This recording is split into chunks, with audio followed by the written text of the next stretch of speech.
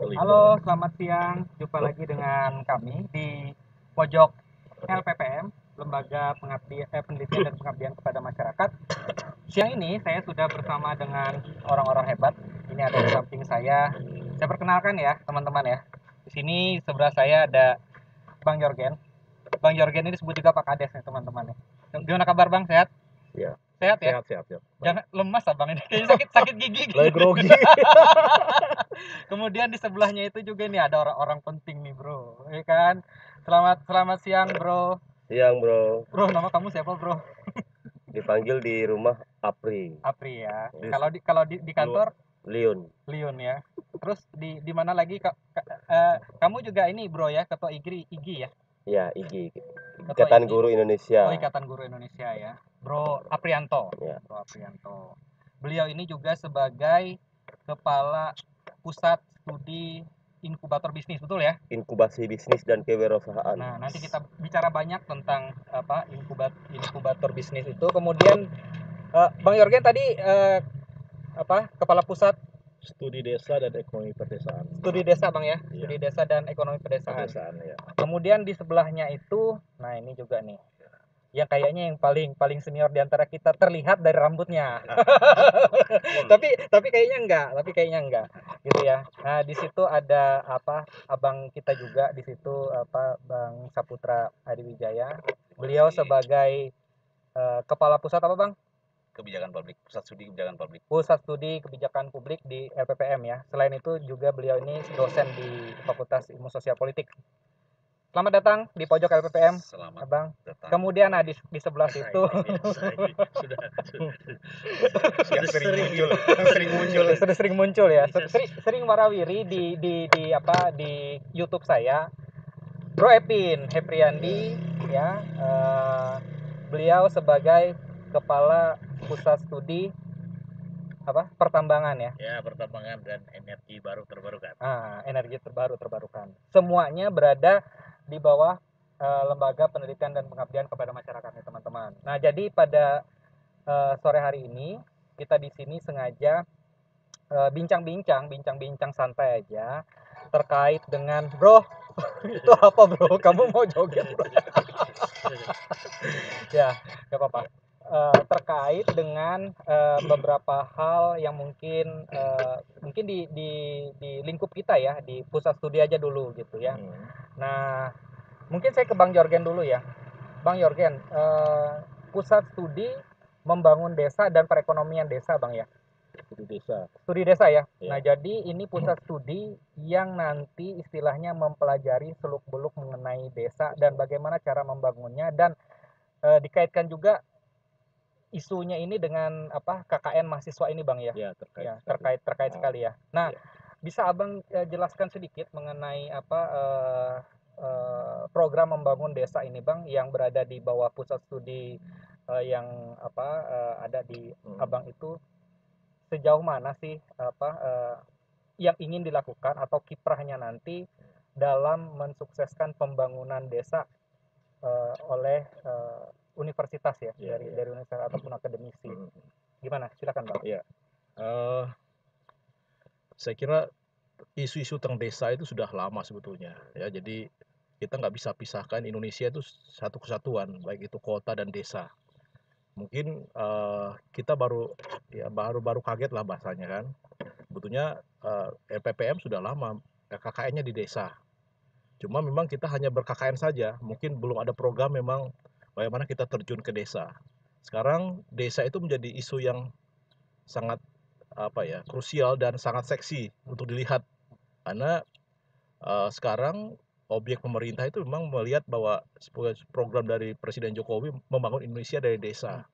Dan saya kira membangun Indonesia dari desa itu kan banyak hal, termasuk mungkin pendidikan, kesehatan, ketahanan pangannya, ekonomi dan sebagainya, itu bagian yang tidak bisa dipisahkan. Dan memang kalau kita melihat desa-desa saat ini memang perlu diperhatikan oleh kita.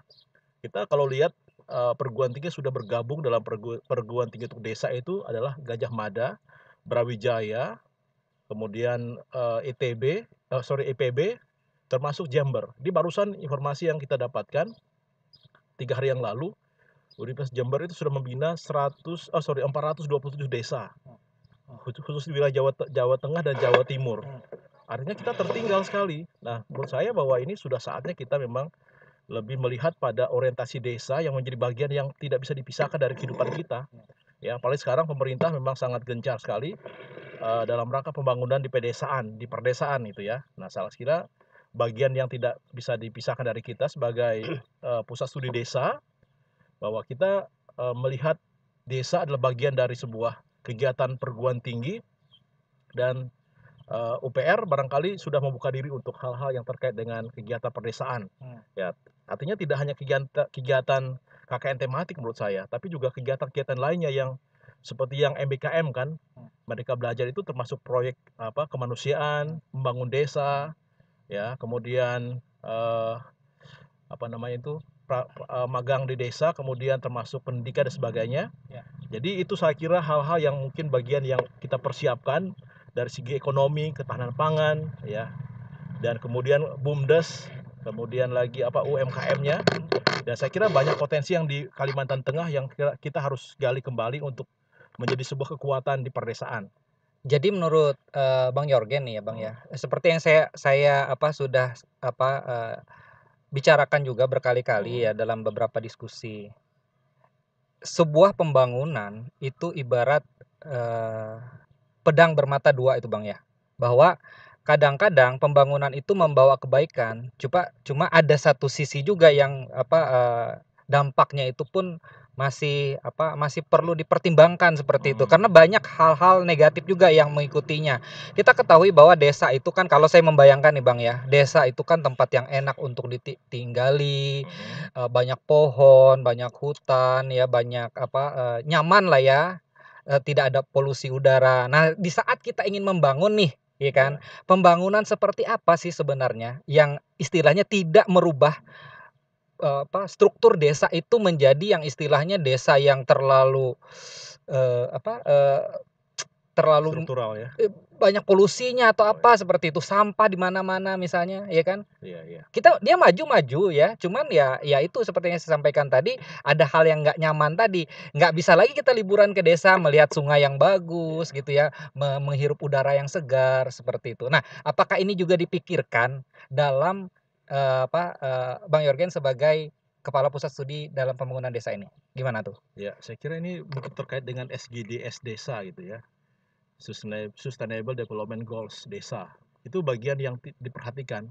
Jadi mungkin kita membayangkan desa itu desa yang asri gitu ya, desa yang enak untuk ditinggali, desa yang enak dikunjungi. Ya mungkin kearifan lokalnya harus diangkat kembali. Jadi yang saya pernah bilang itu ruang terbuka, ruang publik, di mana masyarakat desa bertanggung jawab terhadap desanya, membangun desa, sehingga banyak hal menurut saya desa itu tidak hanya satu permasalahan saja, masalah ekonomi saja, tapi juga masalah yang lain, termasuk masalah sosial gitu ya, budaya, kemudian masalah kepedulian terhadap lingkungan. Itu menjadi bagian yang penting. Tapi masih banyak loh desa-desa yang kita bisa kembangkan menjadi desa yang mandiri, desa maju, desa yang punya kepedulian yang saya bilang SGDJ-nya itu, yang memang itu salah satu bagian bagaimana desa menjadi desa yang tidak ada orang kelaparan bahasanya, tidak ada orang yang miskin, tidak ada orang yang saling memojokkan satu dengan lainnya. Jadi desa itu sebuah ruang publik, kalau bahasa sosiologisnya itu ruang terbuka untuk kita bisa berdiskusi bersama. Itulah kehidupan bersama. Kira-kira seperti itu yang kita. Menurut Bang Yorgen, kita di Kalimantan Tengah ini desa-desanya tuh masih banyak yang tertinggal Bang ya? Kalau dikatakan tertinggal dibanding, soalnya begini ya, mungkin kita bagikan regionalnya. Kalau di desa Jawa kan berbeda kemiskinan dengan di Kalimantan. Di Kalimantan ya. Bahasa miskin itu kalau misalnya di daerah lain itu istilahnya miskin itu beratapkan langit, kemudian beralaskan berdindingkan kayu seperti itu ya. Kalau di Kalimantan mungkin beda ini ya. Saya kira beda ini barometernya ya. Jadi barangkali miskin yang di Pulau Jawa dengan miskin di Kalimantan itu kan kita nggak bisa samakan ya. Jadi dengan kita punya luas lahan yang luar biasa, dan mungkin kita harus lihat juga dari sisi budaya bahwa kita ini memang kebanyakan dimanjakan oleh alam Iya. Alam itu membuat kita jadi orang yang terbuai dengan nyamannya alam yang di bawah pohon rindang, diskusi bersama enak, orang bisa habis makan tinggal pancing tinggal Pancing. dilempar aja kali Iya, dapat iya, dapat ikan. Nah, itu salah satu kita harus merubah mindset itu. Itulah satu program membangun desa itu bukan kita yang membangun tapi bersama-sama dengan masyarakat. Iya. Kita membawa mereka peduli terhadap Iya. terhadap lingkungan mereka sendiri gitu Iya. ya. Jadi kita harus membuat konsep. Nah, saya juga sedang memetakan saat ini bagaimana desa yang di pinggir pantai, desa yang dekat sawit, desa yang dekat dengan tambang, desa yang itu berbeda sebetulnya karakteristiknya. Iya.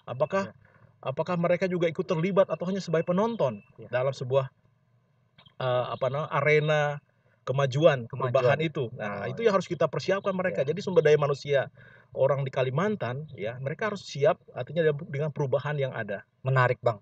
Berbicara tentang sumber daya manusia itu tidak lepas ya, teman-teman, dari yang namanya pendidikan. Nah, di sebelah Bang Yorgen ini ada orang pendidikan nih, teman-teman. Bro Apri ya. Bro Apri sebagai dosen di mana, Bro? Manajemen pendidikan etik. Coba di ini kan dulu. Di manajemen pendidikan etik. Manajemen pendidikan Fakultas Ilmu Keguruan. Beliau ini yang mencetak guru-guru seperti itu ya. Seorang mantan birokrat. saya tuh teman-teman kalau sudah ngomong tentang birokrasi dengan beliau ini kadang-kadang berdebat gitu. Tapi nantilah kita nyambungin dulu yang disampaikan oleh Bang Yorgen bahwa suatu pembangunan itu menghasilkan SDM ya itu tidak lepas dari peran pendidikan. Ya. Nah, yang saya mau itu sudah hidup, Bro. Santai aja, Bro, itu sudah hidup kok. Ya, yang mau saya sampaikan Bro Apri ya. Mungkin Bro Apri di samping sebagai dosen, ini banyak banget nih teman-teman. Beliau ini orang penting gitu ya. Dia sebagai ketua Ikatan Guru gitu ya. Ikatan Guru Indonesia. Kemudian juga beliau ini ICDN, Ikatan Cendekiawan Dayak Nasional di Kalimantan Tengah, asesor juga untuk sekolah-sekolah. Jadi DPL juga, kepala pusat juga, banyak banget dia, maruk banget. Banyak honornya, bagi-bagi, Bro. Nah, sekarang menurut Bro Apri, bagaimana sih pemerataan pendidikan khususnya kita di Kalimantan Tengah ini, Bro? Apakah bisa mengimbangi dengan arah kebijakan pembangunan desa ini? Menurut Bro Apri gimana? Pemerataan pembangunan. Iya, pemerataan pembangunan, khususnya pendidikan, terutama kalau Bro Apri membandingkan itu antara kota kita di Palangkaraya saja lah dengan kita pembangunan kita misalnya di desa-desa yang kita datangin misalnya saat di KKN itu. Coba dijelaskan dulu lah buat kita. Ini pertanyaannya menarik ini. Dan sekaligus mengkritisi ya. Silakan, Bro. Kita bebas kebijakan pemerintah sebenarnya. Sebenarnya hari ini pembangunan pendidikan di Kalimantan Tengah bukan hanya di Kalimantan Tengah saya lihat, tapi di Indonesia gitu. Bahwa pendidikan kita cenderung dipusatkan di kota gitu. Di kota ya. Ya. Dan di desa itu kesenjangan kualitas dengan di kota sangat jauh gitu. Wah, silakan. Kebetulan ada bosnya LPPM nih, teman-teman. Silakan. Pak Aswin, silakan bergabung, Pak. Di sini, Pak. Ini. Silakan, Bro, lanjutkan, Bro. Gimana? Ya, gimana coba? Jadi ada kesenjangan, ada gap ya antara pembangunan pendidikan di perkotaan maupun di desa. Ngakuin ya kita ya. Dan ini erat kaitannya tadi dengan Pak Yorgen tadi bahwa desa itu sangat seksi hari ini. Kenapa orang masih tidak fokus dan menomorduakan desa? Karena sumber-sumber ekonomi, sumber-sumber pekerjaan itu ada di kota. Nah, jadi hari ini sebenarnya pemerintah harus memikirkan bagaimana pusat-pusat ekonomi dan pendidikan maupun sampai kesehatan bisa juga di desa gitu. Karena ini implikasinya ketika kita lupa dengan desa, apakah itu pendidikan, ekonomi, kesehatan, maka terjadilah yang namanya urbanisasi. Urbanisasi itu karena di desa masyarakat tidak mendapatkan seperti yang di kota. Nah, idealnya pemerintah hari ini pendidikan ya baik dari segi fasilitas, kualitas tenaga pendidik sampai kurikulum harus equal ya antara desa dan kota gitu. Berbicara tentang urbanisasi tadi itu bro ya, Hmm, artinya penduduk yang dari desa semuanya berbondong-bondong lari ke kota, betul. seperti itu ya. Ya. Enggak cuman untuk mendapatkan pendidikan ya, Ya. tetapi yang saya lihat juga guru-guru. Ya. Ya, pengalaman Betul. pengalaman dirimu sendiri kan, Ya. waktu di mana sebagai seorang birokrat Ya. yang mengatur mungkin guru-guru di situ, ya kan, Ya. pindah-pindah seperti itu. Ya. Pernah ngomong di RRI kan, saya ini enggak mengada-ada ya, kan, ya. pernah ngomong di RRI kan waktu itu, ya kan. Ya kan, betul kan? Ya. Ya itu gimana tuh? Ya. Gimana orang mau bertahan? Coba kita bayangkan ya. Kalau misalnya sinyal internet aja sulit Ya. misalnya di desa. Sedangkan kita kan sedikit-sedikit lihat HP misalnya kan, 5 menit harus lihat WA dan segala macam. Itu menurut seorang ketua IGI dan kepala pusat itu seperti apa tuh? Nah, ini kan kita di sebelah saya ini juga ada pakar Pakar sosial. sosiologi. Iya, sosiologi. Jadi sebenarnya saya ngomong gini nih Ya. takut nggak terlalu tajam, nanti beliau yang mempertajam ya. Nggak apa-apa. Jadi menurut saya ketika ini kecenderungan urbanisasi itu terjadi, yaitu tadi guru misalnya tidak mau bertahan di desa karena keterbatasan fasilitas tadi.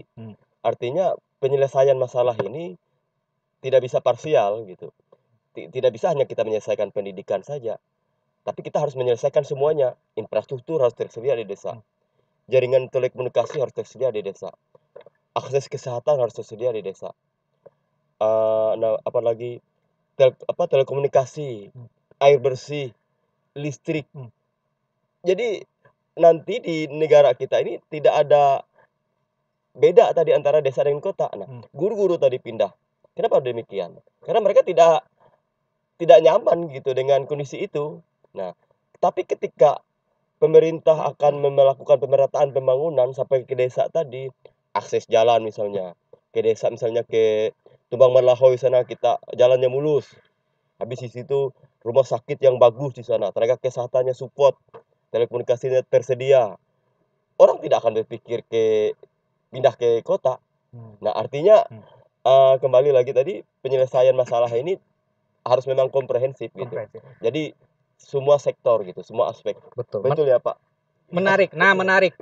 Terkait dengan komprehensif tadi, ya Bro Apri ya. Di sebelah Bro Apri itu ada Ketua LPPM. Bapak Dr. Aswin Usup. Melalui mungkin ya, saya mau bicara ke Pak Aswin, menyambung tadi punya ketua IGI tadi ya, tentang komprehensif pembangunan di pedesaan. Mungkin ada muatan politisnya juga Pak Aswin ketika kita menerjunkan mahasiswa ke lokasi-lokasi yang misalnya terpencil seperti itu, akses jalan nggak ada, internet nggak ada. Ketika mahasiswa turun ke sana melalui program KKN, mungkin di situ pemerintah bisa melihat bahwa ternyata orang dari luar masuk ke tempat kita, terekspos mungkin oleh media, jalan ke sana sulit, kemudian tidak ada tiang untuk internet dan segala macam. Mungkin ini bisa membuka peluang, Pak. Menurut Pak Aswin, kalau misalnya kita menurunkan mahasiswa terkait dengan KKN itu, apakah bisa menjadi suatu peluang, Pak, desa itu menjadi maju seperti itu? Ya, betul apa yang Pak Apri sampaikan tadi. Sebenarnya satu kata kuncinya ya, kenapa orang banyak migrasi dari desa ke kota? Karena di desa itu apa istilahnya, tidak memberikan, boleh dipegang aja Pak, pengharapan ya. Jadi pengharapan untuk bagi generasi milenial itu masih belum ada di desa. Itu yang pertama.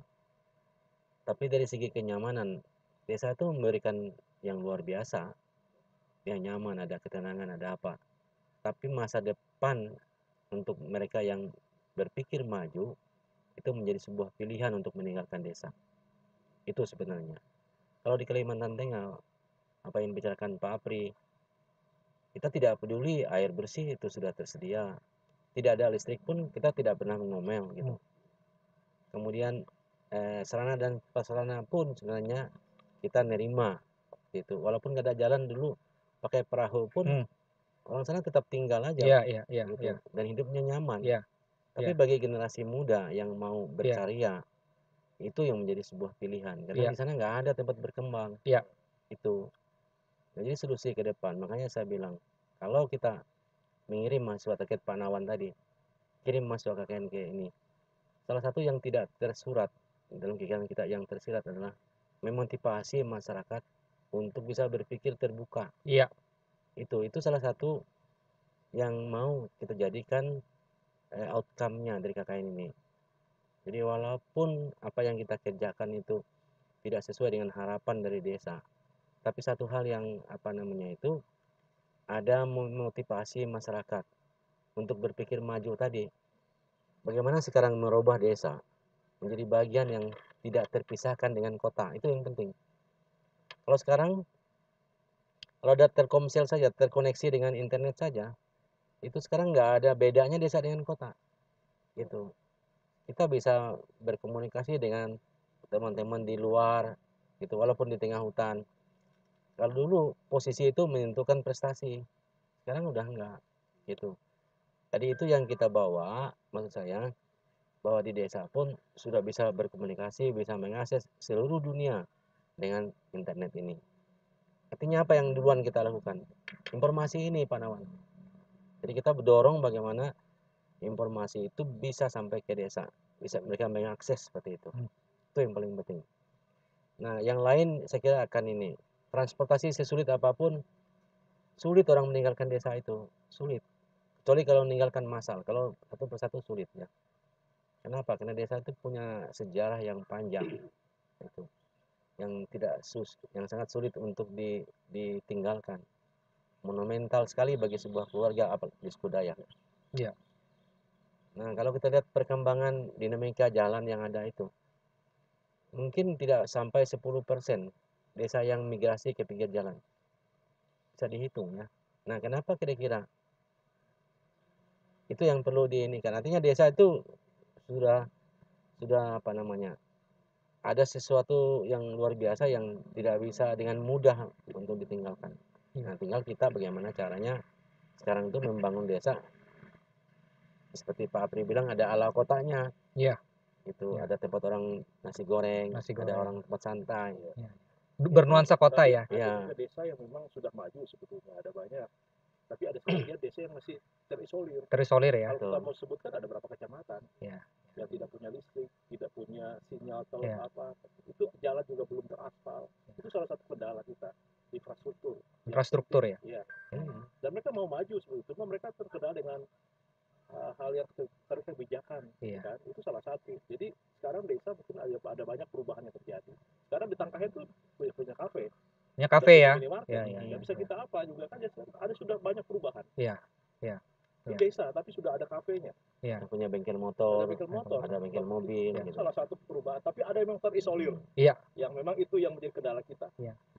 Menarik, saya teringat Pak Aswin di beberapa kali kesempatan di forum-forum mengatakan bahwa sebagai seorang putra daerah ya di Kalimantan Tengah, Pak Aswin bercita-cita untuk membangun SDM di kita di Kalimantan Tengah. Karena banyak studi yang membuktikan bahwa kita itu bisa lost generation. Mungkin karena terkait dengan pendidikan, terkait dengan narkoba dan lain-lain, ya kan? Ya. Pak Aswin misalnya dari daerah Kayen pasti menyadari hal ini. Bisa diceritakan nggak Pak? Maksudnya lost generation itu seperti apa Pak? Ya, memang ya kalau kembali ke awal bahwa salah satu faktor utama yang tidak bisa kita ingkari bahwa pendidikan adalah salah satu pemicu orang pindah dari kota ke desa. Karena di desa tidak ada bukan pendidikan yang baik ya. Ada itu levelnya, gitu. SMA tidak ada misalnya di desa, atau perguruan tinggi hanya ada di kota. Di kota. Nah, itu yang membuat orang migrasi yang utama seperti Pak Apri bilang. Ini kan bagus kita dorong gitu. Cuman kadang-kadang ada yang di sana yang tidak mau melanjutkan ke perguruan tinggi atau yang lebih tinggi. Nah, itu yang menjadi masalah sebenarnya Pak Nawan. Jadi masalah kita ada dua. Yang pertama, mereka yang tidak mau melanjutkan pendidikan lalu stay di desa itu dengan berbagai aktivitas. Artinya mereka bisa hidup dan survive di desa, tapi dengan berbagai cara, perlu pembinaan gitu. Masalah yang kedua, yang sudah sekolah tinggi ini jarang kembali ke desa. Nah, ya itu Ini dia. masalahnya. Iya, Maksud saya betul. bukan kembali tinggal di sana, Iya. tetapi ada jangan budaya pulang kampung ya, menjalin komunikasi kembali dengan desa Ah, seperti itu. iya, iya, iya, Jadi iya, ada iya. waktu-waktu senggang, baliklah ke desa untuk Iya, berkomunikasi, berkomunikasi. untuk apa Iya, gitu, iya, sehingga open eyes Ah, gitu ya, iya. untuk memotivasi orang desa. Iya, Ini iya, yang iya. perlu kita dorong, Perlu dong. teman-teman yang berasal dari kampung-kampung ini yang sudah di Palangkaraya, yang sudah established di sini, meluangkan waktu untuk berkomunikasi, tidak perlu bawa uang, tidak perlu apa, tapi istilahnya berkomunikasi seperti itu yang paling sekarang yang kita inikan. Iya. Jadi karena ada, ya saya mungkin orang yang pertama tidak setuju dengan budaya pulang kampung. Kalau seperti di Jawa kan ada pulang kampung seperti itu. Iya. Nah ini saya pikir, saya sudah bilang, itu kenapa tidak dihapuskan budaya ini?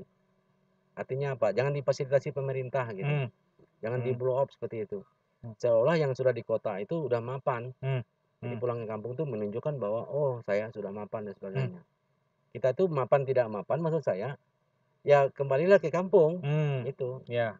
Ya. Yang biasanya di kota dia tidak pakai mobil, lalu mau pulang kampung ya sok bawa mobil, sewa mobil. Akhirnya banyak kecelakaan dan lain sebagainya. Betul. Nah ini juga memacu budaya pulang kampung, saya bilang ini memacu apa korupsi dan kolusi seperti itu salah satunya. Ini budaya kita yang harus. Artinya nanti kalau yang dengar dialog ini, jangan pulang kampung itu jangan difasilitasi pemerintah gitu. Silahkan sendiri. Iya sendiri-sendiri. Itu Pak Nawan ya. Seperti beliau juga dari Jepang pulang kampung ke Indonesia membangun Kalimantan Tengah. Terkait dengan itu menarik sekali pembicaraan kita pada sore hari ini, aspek sosiologis. Nah, saya mau ke Bang Putra nih. Bang Putra, gimana sih orang-orang dari ilmu sosial menyikapi hal-hal yang tadi kita bicarakan di awal, Bang? Mulai dari membangun desa tadi, kemudian keengganan orang berada di desa, kemudian terkait dengan desa yang istilahnya dia maju juga bisa salah seperti itu gimana Bang? Coba. Baik, terima kasih Pak Nawan. Kalau kita pahami desa itu di Kalimantan Tengah, pertama saya melihat bahwa seperti tadi disampaikan Pak Yorgen, desa itu suasananya, bayangan kita adalah asri ya. Iya, asri. Asri, terdapat nilai-nilai luhur yang masih jalan. Tapi sebenarnya di balik itu adalah justru di desa itu adalah desa yang sebenarnya rawan dan rentan karena mereka tidak punya filter. Iya. Masuk semua gitu ya. Iya. Kita di kota itu mau keluar sebentar pakai helm. Iya. Desa itu loss. Loss ya, betul. Inilah sebenarnya kerentanan itu muncul akan merusak kalau kita kaitkan dengan pendidikan, maka justru yang paling banyak berkembang misalkan putus sekolah karena narkoba misalkan. Kita akan memahami bahwa ancaman bangsa Indonesia salah satunya adalah narkoba, disintegrasi bangsa dan segala macam itu justru sebenarnya bisa sangat subur di desa. Nah, kita sebagai orang pendidik ya di perguruan tinggi itu punya, seperti yang Pak Asin sampaikan, kita harus banyak menciptakan model-model yang sifatnya project untuk apa? Untuk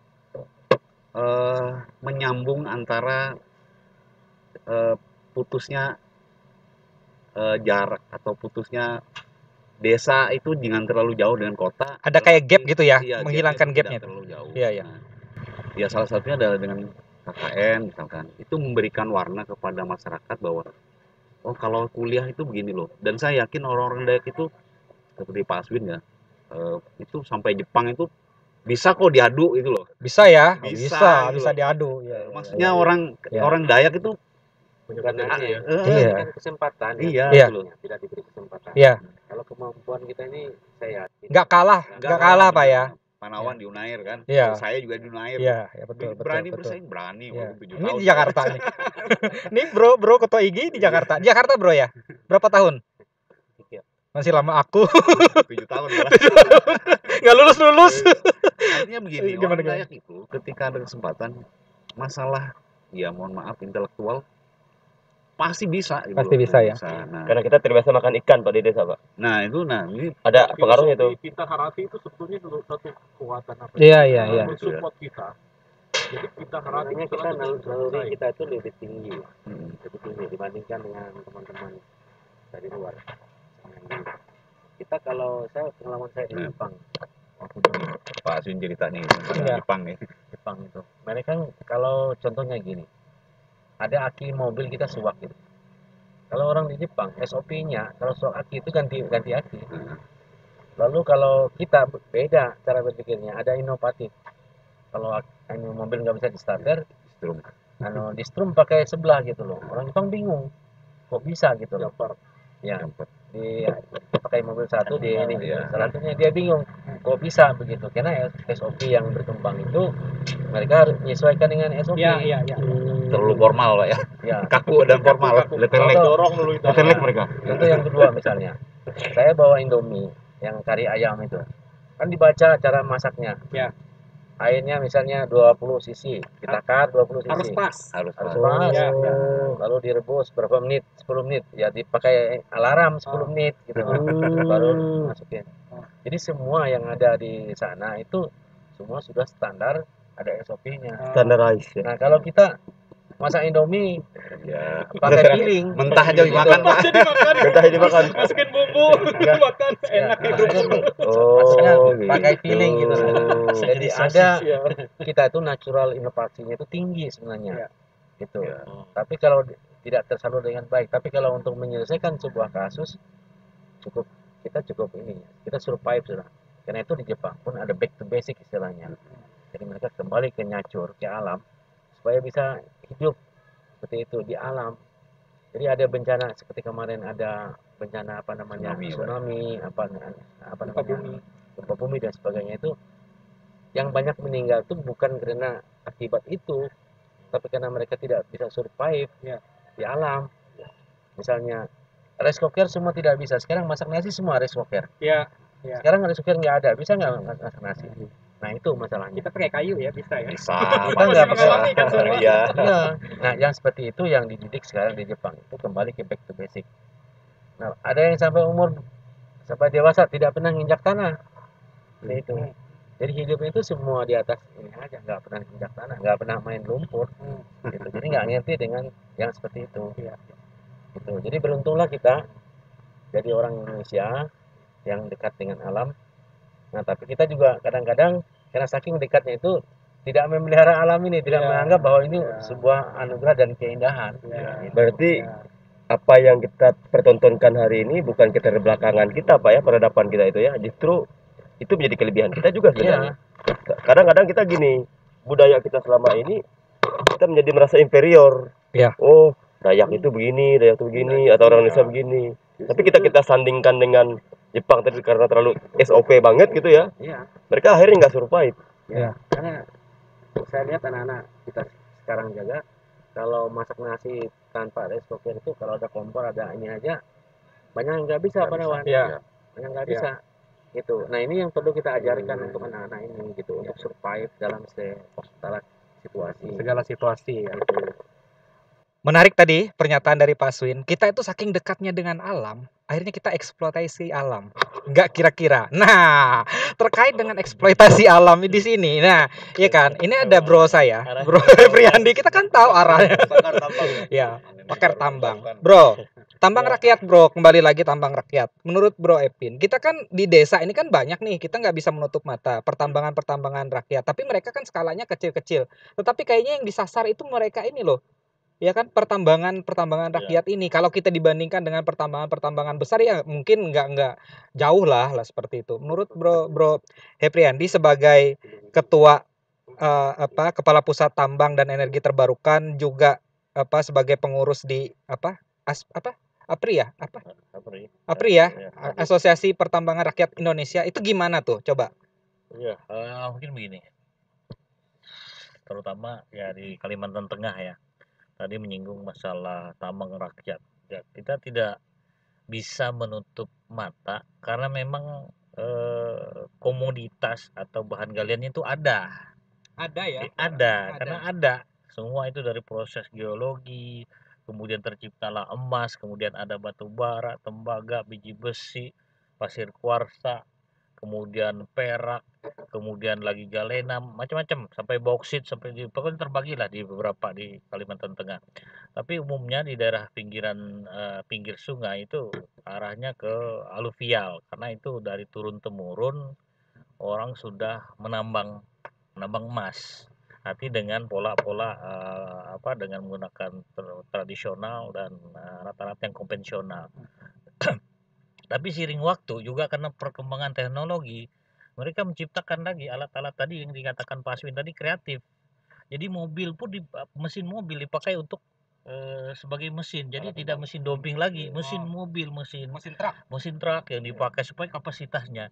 Cuman kadang-kadang karena pola mungkin karena otodidak sehingga mereka hanya menerapkan. Sebenarnya kan ada pengelolaan dan metode yang tepat. Jadi asal kerja, asal ambil saja, yang penting hasilnya berapa hari ini, itu mungkin di pengolahannya yang agak kurang, sehingga ya mereka nggak peduli, yang penting untuk makan, hidup, pulang modal, selesai gitu kan. Nah, untuk keberlanjutannya, kontinuitas sustainable-nya yang tidak dipandang. Nah, kemudian juga itu di tambang rakyat, tambang besar pun itu sebenarnya care sudah, cuman tidak disosialisasi secara baik. Contohnya aja misalnya pasca tambang atau rekomendasi itu, rekomendasi itu ada namanya konsultasi publik, masalah dengan masalah CSR-nya, community development-nya, tanggung jawab sosialnya. Sini. Tambang rakyat Terus ini banyak mobil kursi. memang banyak kerugiannya, tapi sisi lain banyak juga keuntungannya Pak Lawan. Duduk saya. Artinya apa?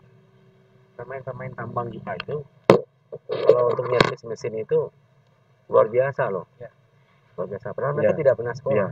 Disuruh buka mesin-mesin itu. Bisa mereka. Udah mahir. Betul. Luar biasa itu. Nah, itu yang perlu dibina. Kalau ini beri pengertian saja. Artinya mereka udah saya juga kagum kadang-kadang. Kalau dumping itu udah luar kepala itu. Mereka udah buka biar dihambur aja itu udah. Saya rakit sendiri. Nggak usah pakai panduan. Nggak ada panduan ya. Malah bisa bikin bisa cepat, itu bisa Ya. juga. Mesin Alcon itu dihambur aja Pak. Ya. Itulah salah satu keuntungannya itu dari ini. Tapi kelemahan seperti Pak Ipin bilang tadi adalah kurangnya wawasan untuk menjaga lingkungan, karena nggak ada yang mengawas. Itu. Jadi tujuannya tuh nilai-nilai ekonomi saja. Saya sudah sering bayangkan kalau satu mesin sedot itu Pak Ipin tuh satu hari itu bisa 40 kubik per hari erosinya itu. Kalau ada 2.000 orang aja yang begitu, kali berapa? Nah itu. Nah ini yang kurang kita ini, kurang kita awasin, kurang diberi ini. Pemerintah pun harus memfasilitasi dengan WPR itu. Ada wilayah tambang rakyat yang dikelola. Nah itu peran UPR ke depan harus itu. Bisa masuk ke sana ya Pak ya? Harus ya. Tapi ketika kita harus ikut mengawasi tadi bagaimana lingkungannya, itu memunculkan resistensi dari mereka terhadap kita, Pak. Itu bagaimana adanya? Calon kepala daerah nih, ya kan? Omongannya ya, calon kepala daerah. Itu yang gimana tuh? Resistensi. Takut. Mereka juga paham loh saat ini, karena banjir di mana-mana gitu. Artinya apa? Saya bilang memang dalam 10 tahun terakhir ini masyarakat Kalteng sudah berubah pola hidupnya. Ini saya katakan kalau kita masuk ke dapur di penduduk di atas itu, dulu kan udah banyak sayur, ada kacang panjang, ada timun, ada sayur seperti itu. Sekarang kalau masuk ke dapur apa yang kita temukan? Semua selang dan mesin-mesin bekas aja. itu yang ini. Ya, jadi itu sudah berubah. Kenapa? Ya karena memang pertambangan ini menjanjikan. Itu dari segi ini. Apakah pertambangan itu Bro Epin itu tuh meningkatkan ekonomi orang-orang desa, maksudnya desa secara utuh, atau hanya individu tertentu aja yang ada di situ yang bisa? Coba gimana pandangan sebagai ekonomi ini bisa dibagi lagi, ekonomi makro atau ekonomi mikro ya. Kalau mikro, kalau mereka yang nambang dapat hasil mungkin akan meningkat. Ketika dapat emas hari ini dapat 1 on, dia jual ketika harga emas ini tinggi, misal sekarangnya sampai 900.000, 900 ya. mungkin bisa dijual langsung dia kayak mendadak gitu kan. Jadi kayak crazy race-nya juga kan. Nah, ketika nanti secara keseluruhan ketika habis lahannya atau harga itu tidak ada lagi continuous-nya.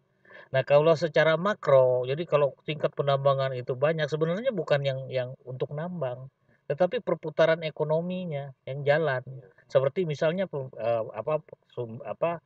supply distribusi dari sembako, bahan makanan, kemudian jadi minyak, solar, spare part. Nah, disitulah putaran ekonominya. Sebenarnya bukan penambang, penambangnya hanya konsumennya saja. Dari situ karena ketika banyak ya seperti prinsipnya kan ada gula, ada semut.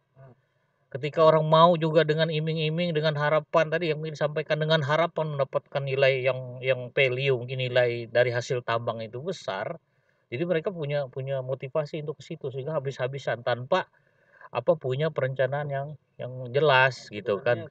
Metode Tambang juga seperti Kerengpangi, ingat ya Bro? Kerengpangi itu bukan kampung loh, tapi kampung tambang. Sekarang kan jadi kota ya. Kerengpangi. Kemudian di kilometer 40 di Tewa. ya Tewa. Itu dulu bukan belantara Panawan, sekarang jadi kampung, Sumur Mas gitu, penambang itu. Kemudian Takaras jembatan. Premoper lah namanya tambang itu, Secara premoper. nggak langsung membuka daerah itu Buka ya. daerah Buka daerah. aksesnya. Cuman continuous ini mau diarahkan kemana daerah Dirimu tersebut? mantan penambang rakyat bro. Enggak ya? Pernah pegang stick enggak? Pernah, Stick pernah. enggak ya? Pernah. Terkait dengan itu, kebijakan publik gimana melihatnya? Baik, terima kasih. Kita tahu kalau secara otonomi daerah itu pertambangan dan kehutanan dipegang oleh provinsi kan. Iya. Maksudnya begini, ketika kita melihat adanya pertambangan, mohon maaf misalnya ilegal di pedesaan, itu sebenarnya balik lagi kepada kebijakan pemimpin daerah. Kalau saya melihat pemimpin daerah ini, ketika misalkan bahwa pemimpin daerah ini dianggap dia pro rakyat, mestinya dia memberikan banyak alternatif mata pencaharian bagi masyarakat. Ya, usaha bagi masyarakat yang berkembang. Jadi bupati itu kan sebenarnya dia memahami daerah dan potensinya. Nah, kadang-kadang ya saya tidak tahu apakah ini tersandar dengan tim sukses atau apa ya. Mau berbuat sesuatu padahal di daerah itu punya banyak potensi, itu akhirnya kayak ya jalan di tempat gitu. Nah, itu yang kadang-kadang membuat kita melihat bahwa masyarakat tetap dengan usahanya gitu. Usahanya yang tadi Pak Sin bilang mengeksploitasi habis-habisan gitu kan. Kemudian masyarakat yang miskin ya di desa ya tetap ada gitu kan. Mestinya banyaklah turun ke daerah ya, ke desa-desa lagi, lebih ke lagi, dan melihat apa sih sebenarnya yang dikembangkan, yang bisa dikembangkan. Apalagi katanya November 2022 itu sudah tidak ada lagi TV analog kan. Iya, 5G malah kata sampai desa. Nah, itu adalah sebenarnya peluang bagaimana kemudian produk-produk dari desa, Pak Yorgen ya terutama ya. Produk dari desa itu mereka bisa menjual langsung karena semuanya sudah ini kewirausahaan ya, digital. Saya punya pertanyaan, pemerintah yang pro rakyat itu bagaimana? Pro-nya itu. Yang pro rakyat saya pikir adalah Pemerintah yang bagaimana gitu, yang bisa pro rakyat. Kalau sederhana saya melihat bahwa sebenarnya ketika masyarakat itu dia punya rasa jaminan bahwa dia itu bisa beraktivitas dengan baik dengan mata pencahariannya dan menghasilkan, itu sudah cukup. Penciptaan ekonomi yang berkelanjutan. Ya, itu sudah cukup bagi masyarakat. Nah, sekarang misalkan nambang misalkan, dengan pertambangan, kita kasusnya misalkan pertambangan. Ketika mereka artinya pemerintah itu tidak mungkin ya tidak punya data terhadap penambang liar tanda petik ya. Rakyat ya, kalau liar itu iya kemarin. Artinya apa? Ya udah ajak aja lah gitu loh, dilegalkan sekalian misalkan di asal mereka didata gitu kan. Penambang rakyat bukan yang bertentangan yang masalah. Artinya ketika dia berani untuk memperjuangkan seperti Pak Sin bilang tadi, mata pencaharian yang berkelanjutan bagaimana, itu sudah, saya pikir sudah dianggap yang sudah pro rakyat. Saya satu untuk Bapak ini, Pak. Oleh beliau kan menyangkut kebijakan publik. Ya. Berarti kalau melihat diskusi kita hari ini, masalah pertambangan dan sebagainya itu tadi, pendidikan, intervensinya di mana nih Pak? Intervensi intervensi. kebijakannya di mana supaya bottlenecking ini terurai gitu masalah ini? Kita sebagai orang perguruan tinggi itu sebenarnya punya peluang yang besar untuk, karena kita ini kan murni karena akademis ya, Iya. tanpa tedeng aling-aling bahwa kita ini sebagian dari kita politik, tidak. Tapi memang inilah karya kita bisa membangun kerjasama dengan penentu kebijakan, misalnya gubernur, wali kota, bupati ataupun anggota dewan. Saya selalu dorong loh Pak Saputra ini untuk kebijakan publik ini menyuarakan bagaimana kebijakan publik seperti apa namanya yang food estate kemarin kebakaran ya. Jadi harus ada studi ya Iya, Pak. tentang kebijakan publik ini sehingga nanti tidak salah. Ini kan kita juga seperti food estate yang di Menarik Pak ya. yang di bagian selatan kan gitu. Bagaimana dengan yang bagian utara seperti itu? Jadi saya bilang ini kan ada semacam api dalam sekam yang bisa membuat kecemburuan seperti itu. Jadi studi kebijakan publik pun harus ini, kalau pemerintah pusat ada di food estate, pemerintah di sana tuh didorong gitu Ya. untuk membuat menciptakan hal yang sama, artinya hal yang apa namanya, yang bisa memberikan menjalin nilai manfaat ke manfaat yang masyarakat sama gitu ya. setempat, jadi tidak ada kecemburuan. Itu menarik sekali ya terkait dengan itu. Saya mau ke Bro Afri. Ada di suatu daerah, Bro, saya pernah datang ke sana. Itu semuanya baik apa PNS, ya guru dan segala macam, semuanya beralih profesi, Bro. Jadi penambang emas. Banyak guru-guru di situ, 90% jadi penambang emas. Saya nggak saya sebutkan gitu. Mungkin itu semuanya nanti lari-larinya ke arah pemenuhan perut ya, istilahnya kebutuhan perut kata mereka. Pak, kalau kami nggak seperti ini, di mana semua orang melakukan hal seperti ini, ya kan kami nggak ini. Jadi dia pekerjaan utamanya itu adalah yang menambang itu, yang gurunya itu mengajar itu pekerjaan yang nomor-nomor berikutnya. Anda sebagai seorang ketua IGI ya, Ikatan Guru Indonesia, bagaimana sih caranya sebenarnya agar anggota-anggota IGI, berapa sih banyaknya di Termasuk bukan hanya tambang ya, tapi kebun sawit. kebun sawit, kebun sawit Pak, Barat itu banyak. guru itu udah punya kebun sawit Iya. sekian hektar. Iya. Itu gimana sebagai ketua IGI Anda menyoroti-nya? Saya sedikit aja dari ketua IGI, gimana tuh coba? Ya, Anda tadi bangun koperasi ya? itu kan ada kaitannya tadi dengan intervensi tadi Pak. Ya kan Pak? Ya jawab lah, Intervensinya jawab. gimana, gitu. Nah, jadi menurut saya artinya kan ini bicara kesejahteraan juga kan. Mereka demikian kan karena mereka kesejahteraannya belum terpenuhi hari ini. Guru itu kan. Ya. Nah, dan kedua, saya lihat sekarang ada pergeseran. Saya orang pendidikan melihat ada pergeseran gaya hidup masyarakat sekarang. Semua level hedonis. Hedonis Ya, ya. Itu ya kata-kata dari tadi saya cari, hedonis. Jadi tuntutan hedonisme ini sehingga dia memicu bagaimana how to get money as many as possible. Dia pakai bahasa Inggris teman-teman karena dia orang bahasa Inggris memang. Jadi bagaimana cari uang sebanyak mungkin. Ya. Jadi iya kan Pak Ketua.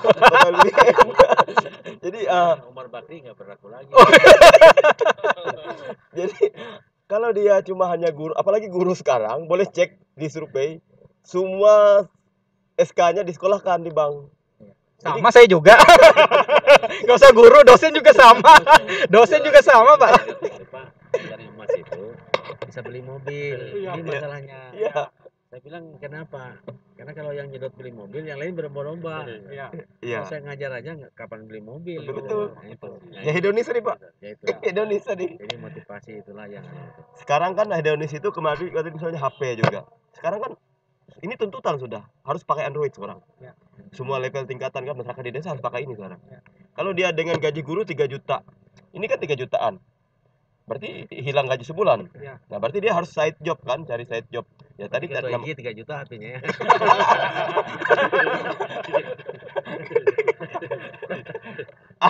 Range harganya gitu Pak. Nah, jadi maksud saya gitu. Jadi artinya ketika harus memenuhi kebutuhan tersebut, mau tidak mau ya memaksa ya tanda kutip, mereka harus kreatif untuk mencari side job, pekerjaan tambahan supaya tercukupi gitu. Di samping tadi hampir 100% ya guru-guru kita itu gajinya paling sisa 200.000 karena disekolahkan di perbankan gitu. Jadi apa namanya, kesejahteraan nggak cukup, tuntutan hidup semakin tinggi, gaya hedonisme.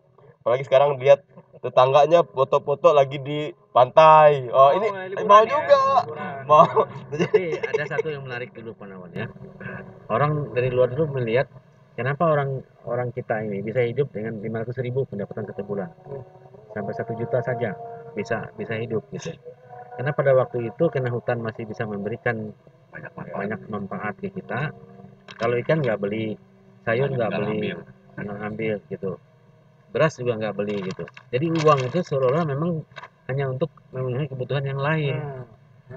Jadi orang lain kan menilai, oh orang ini bisa aja hidup gitu. Ya. Gitulah. Itu salah satu anunya. Tapi saya tadi Pak, sebenarnya saya mau bertanya dengan Pak Aswin juga tadi. Saya ya. Saya tertarik dengan statement Pak Aswin tadi, Pak. Bentar. Anda ke PIG gimana solusi Anda? Enggak, tadi saya suruh itu tadi kan. Suruh apa? Suruh tidur dia. Artinya Anda bangun apa? pemerintah. Dengar-dengar Enggak. di PIG itu. Jangan saya disebut, begini, jangan Pak koperasi Panawan, ya? salah. Iya. Panawan, maksudnya side job tadi itu dibenarkan apa enggak gitu loh? Iya, itu. Ya sepanjang apa Boleh namanya? nggak sih sebagai guru set job itu boleh nggak sih dia kan mau nomor satukan set job Iya. dibandingkan dengan jadi Iya. gurunya, boleh nggak sih? Aturan undang-undang kan memang tidak bisa demikian. Ya, aku baru dengar ini. Iya. Anda ini lagi sering jadi ketua IG. IG itu dia 3 anunya yang harus dilakukannya. Perlindungan guru, kesejahteraan guru, dan apa namanya peningkatan kompetensi guru. Masuk kan Ya, kesejahteraan. kesejahteraan. Jadi artinya dengan dia yang side job tadi meninggalkan pekerjaan utama sebagai guru ya. Kuncinya di sini ya harus dirumuskan oleh pemerintah supaya dia tidak lagi side job tadi, ya kesejahteraan dicukupi. Intinya kan kesejahteraan. Iya. Kalau kesejahteraan sudah terpenuhi, saya rasa bukan hanya di dunia guru menurut saya ya, pegawai lain pun demikian. Dosen. Ya. Semakin dipenuhi semakin tidak cukup. Tapi saya gini, Pak Aswi tadi ada ngomong gini Pak Nawan, Ya, Pak ngomong, silakan. Pak Aswi tadi ada ngomong tadi gini, orang desa dia meninggalkan desanya bergeser ke pinggir jalan raya katanya. Nah, menurut kita ini apakah ini tidak akan lama-lama akan memupus atau menghilangkan nilai dari sebuah desa lah kalau begini? Enggak, maksud saya yang pindah dari desa ke jalan raya itu mungkin tidak sampai 10% gitu. Oh, berarti Ya masih desa itu masih menjadi masih bertahan, Pak ya? masih bertahan, masih. Coba lihat sepanjang jalan itu. Iya. Hanya beberapa desa yang pindah Tapi gini Pak, gitu. ada orang ngomong gini Pak, orang awam, contohnya orang tua saya. Ketika mereka tetap yang tempat di pinggir sungai tadi Pak, dianggap mereka tertinggal Pak, tidak berpikir maju. Ya, Mereka tidak terbuka pemikirannya. Dan kalau mau cari gulanya tadi di pinggir jalan raya tadi itu gitu. memang kalau tidak ada koneksi memang mereka pindah. Iya. Tapi kalau masih ada koneksi ke situ masih tetap aja. Gitu. Seperti Bereng Rambang misalnya, memang tidak dibangun koneksitasnya, memang pindah semua. Gitu.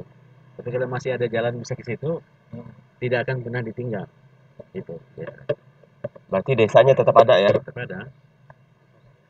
Tapi yang paling lucu saya bilang itu desa Tahawa dengan apa itu?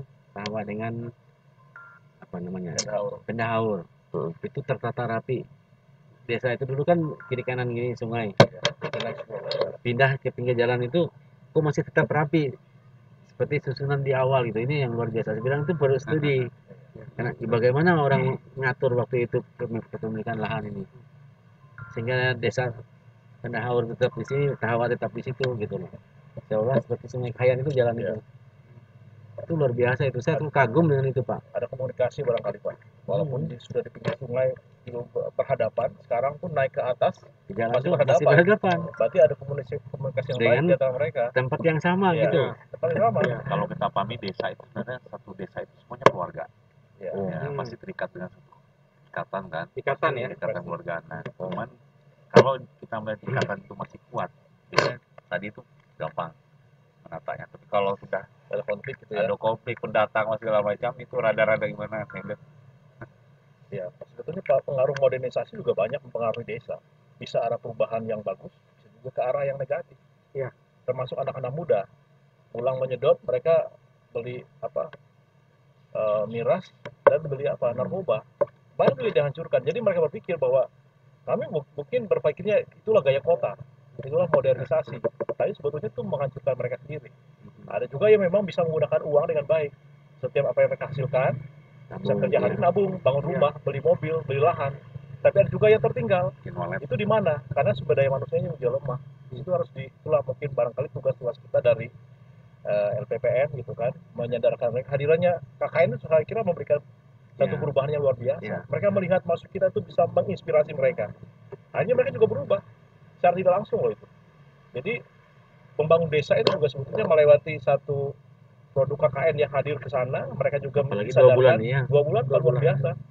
Jadi kedekatan mereka dengan Karang Taruna, anak-anak SMA ya bagus ya, masuk OPR tuh memberikan inspirasi yang positif untuk mereka. Hanya juga mereka merubah tatanan yang selama ini mereka bangun dalam versi mereka.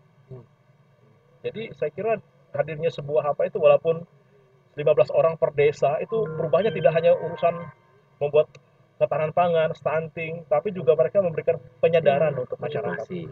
Motivasi baru. Oke, nangkap saya sudah. Kita udah hampir 1 jam ini. Cukup ya. Mungkin closing statement dari masing-masing, dari kita semua. Ya, saya kira dengan diskusi kita pada sore hari ini memberikan hal-hal yang baru dan positif untuk kita bisa membuat perubahan dari tempat ini ya sampai di daerah pelosok-pelosok desa ya yang mungkin belum tersentuh oleh kemajuan dan perubahan. Tapi saya kira kita menginspirasi karena tujuan kita adalah membuat perubahan yang baik dan mungkin continuous untuk karena perguruan tinggi itu adalah Center of Excellence ya, perubahan keunggulan untuk wilayah terutama UPR menurut saya memberikan perubahan yang signifikan bagi Kalimantan Tengah. Jadi semua artinya dalam bidang pendidikan, kesehatan, ya sosial budaya dan juga perubahan-perubahan terutama untuk UPR dan juga perubahan untuk daerah yang kita akan lakukan misalnya desa dan sebagainya. Saya kira itu. Terkait diskusi kita pada hari ini bahwa untuk penyelesaian mengatasi masalah pendidikan kita memang harus tidak bisa parsial, memang harus diselesaikan secara komprehensif. Semua aspek, semua sektor harus dikeroyok bersama-sama supaya dunia pendidikan itu tidak berdiri sendiri.